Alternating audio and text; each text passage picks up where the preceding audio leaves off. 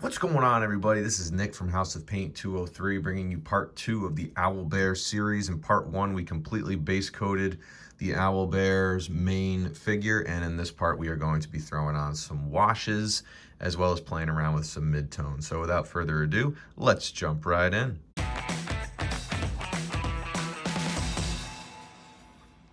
As always, want to give a special shout out to friend of the show, Dominic Marriott, owner and founder of Credit UK, all the way across the pond in the UK. Dominic is a crafter of dice, dice trays, dice towers, dice vaults, dice boxes, you name it, Dominic makes it.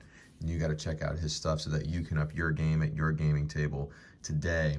Also, while you're here, be sure to smite like and slam subscribe so that you can stay up to date on all the latest content that I am putting out there in my quest to paint the manual. Of course, here we are on the Owlbear. So again, we're gonna be giving him some washes. Let's jump right in with that. So like I said, in the monster manual on the blister pack, the Owlbear really has a purplish tinge to it. The base coat that we used is a 75-25 mixture of heavy brown and heavy violet in favor of heavy brown. I definitely wanted that brown kind of evident, but you do see the purplish undertones there. I am now going to give him a purple wash just to kind of bring out or kind of reinforce that purple that I want him to kind of exude. So this is a great miniature to put a wash on because there's a lot of really good texture on here. As you can see, and that wash is just diving down into these recesses. And it's just gonna, again, it's gonna reinforce the fact that there is purple on this beast as well. So did put a little bit too much on at first. So I'm going back to this instead of my pot. Kind of use this as the well right now to spread it around a little bit.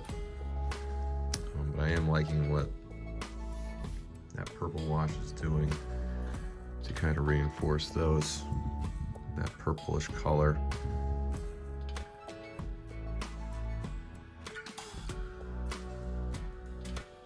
Kind of have that dive down into the recesses there.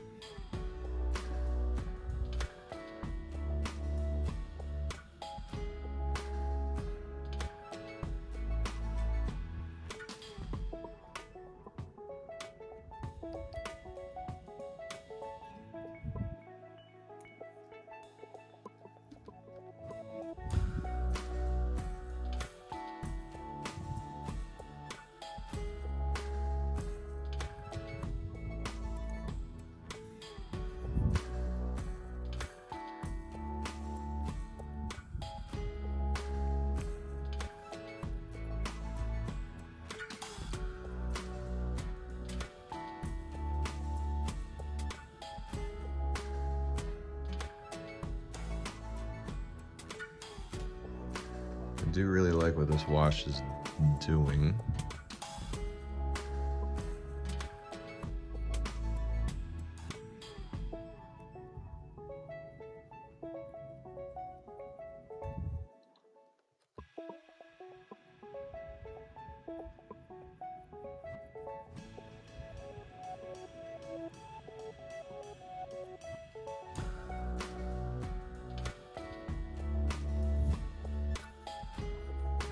And it's also working to darken the figure as well,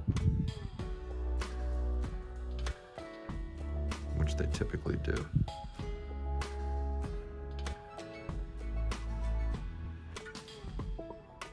As you can See, just taking advantage of that great texture that's already sculpted onto this model.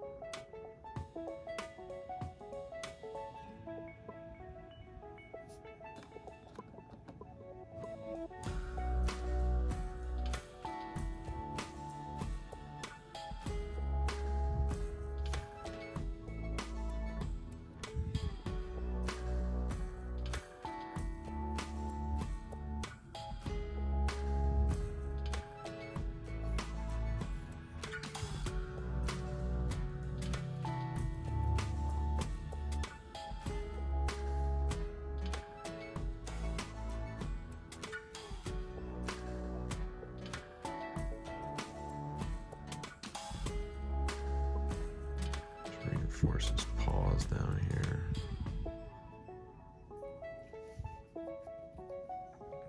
Too much, just mop it up.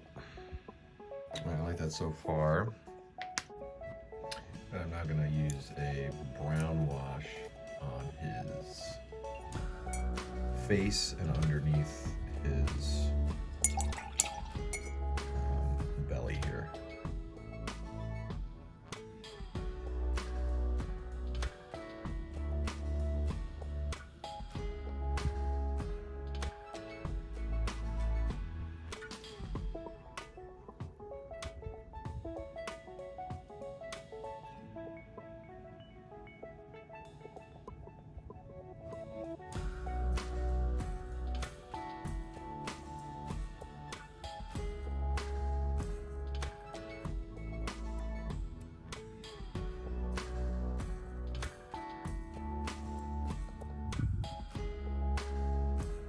Alright, I'm not going to touch that anymore up here.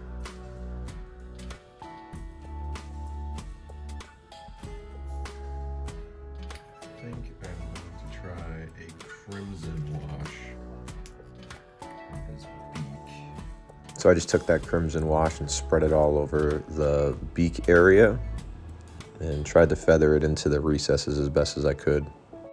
Now I'm just taking my purple ink. It is an acrylic ink, and I'm just going to be placing it inside of the mouth to tint the heavy brown that's already in there.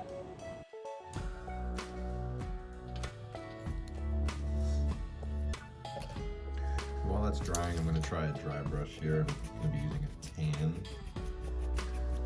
See if I can bring out a mid-tone on his feathers and his fur. So see if I could do that. A lot of great texture on here. I'm trying to bring some of that out.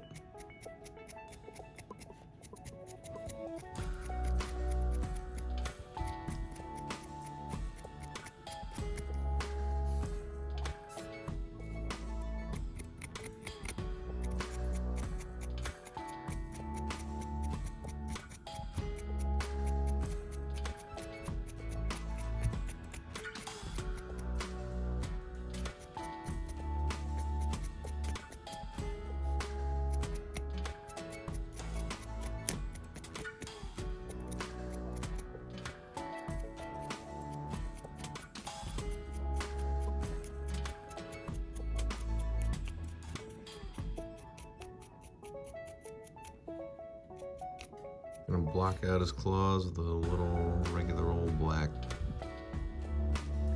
As you can see, that mid-tone dry brush really had a nice effect on it. Did turn it into a little bit more of a brown. But in the final part, I think I'm gonna try to also utilize a purple dry brush in some spots. I think this is actually a pretty good place for me to stop here in part 2. So we've washed him entirely. We have given him a mid-tone highlight on his feathers and fur. We've painted his nails. In the final part, the only thing that we have left to do are those final highlights and his base. We're gonna bring out his face, his facial feathers a little bit more. Gonna bring out his beak a little bit more. And we'll put on some final details on his body and on his base. So we'll stop here for now. And as always, I thank you for joining me. Information on how to follow me on all my social media platforms is immediately following the video, as is information on how to follow Dominic Marriott of Credit UK. Thank you for watching, and I'll see you for the next one.